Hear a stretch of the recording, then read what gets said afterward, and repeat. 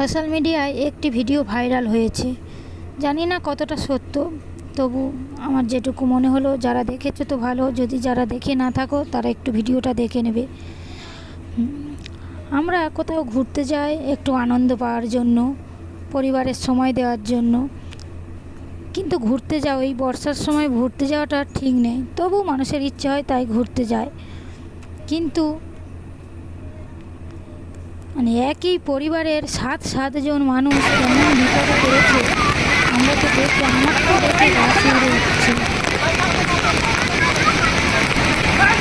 হঠাৎ করে গান চলে আসছে, আসবে বুঝতে পারিনি। সবাই ঘুরছিল পাহাড় জায়গায়, তখন বিপদ কেউ বুঝতে পারবে না। দেখো যতই সময় যাচ্ছে জলের বেগ ততই যাচ্ছে। চোখের সামনে 7-7টা মানুষ এমন পরিস্থিতি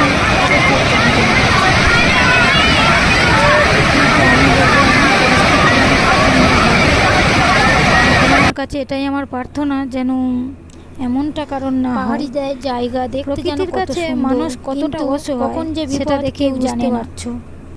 দেখো দেখতে কত সুন্দর লাগছে, কিন্তু বিপদ যে কখন আসবে কেউ বুঝতে পারে না।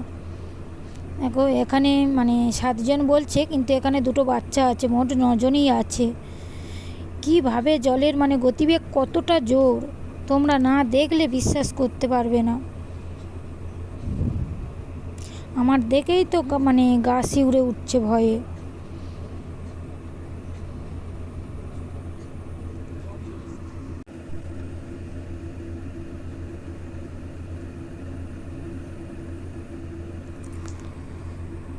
যাই হোক, এখানে দেখো প্রচুর মানুষ, ওরা কি পারতো না ওই মানুষগুলোকে বাঁচাতে?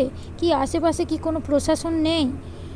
কি আশেপাশে এত মানুষ, কিছু করেও কি ওরা পারতো না বাঁচাতে? জানি না শেষে কি হয়েছিল, কিন্তু যতটুকু দেখে মনে হয়েছে, জানি না কি হয়েছিল।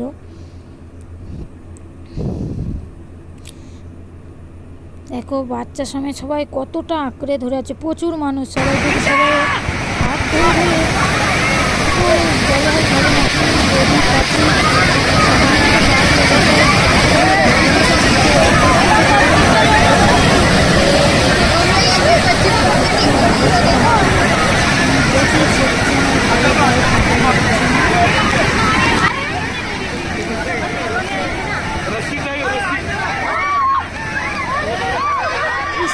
অবস্থা। দেখো এতটা জীবনকে নিয়ে চলে গেল, কারোর কিছু করার নেই।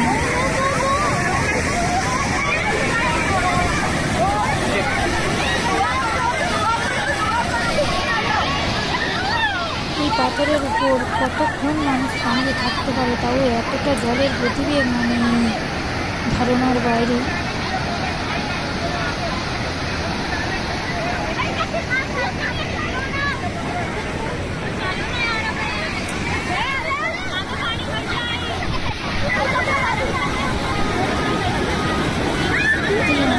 দেখছি আর ভাবছি কি অবস্থা,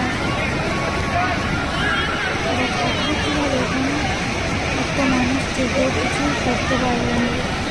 বিপদ কখন আসে বলে আসেনি। সত্যি ভিডিওটা না দেখলে বুঝতে পারবে না।